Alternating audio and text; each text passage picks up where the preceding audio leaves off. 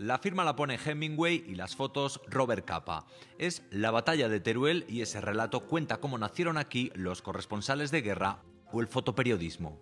Y aquí sale una fotografía, que es el coche donde estaban esos periodistas que mueren en Caudé. Una web recoge ahora, cuando se cumplen 80 años, este episodio que convirtió a Teruel en portada de la prensa internacional. Más que de política española del siglo XX, lo ocurrido entonces permite hablar de Siria, de refugiados y de actualidad.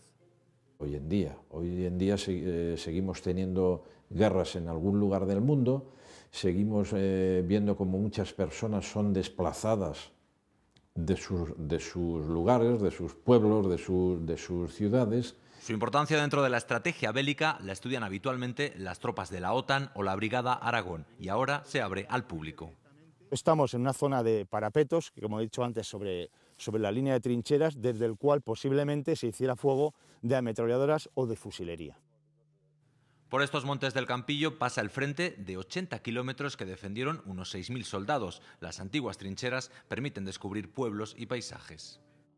Hay que pensar que es como si lo que se refleja en los libros de historia sobre Stalingrado o Leningrado, la batalla en la cual convivía con la población civil. Hubo escasez de alimentos, de medicinas, de agua, fue algo épico la batalla desde ese punto de vista de las personas no combatientes que sufrieron la batalla.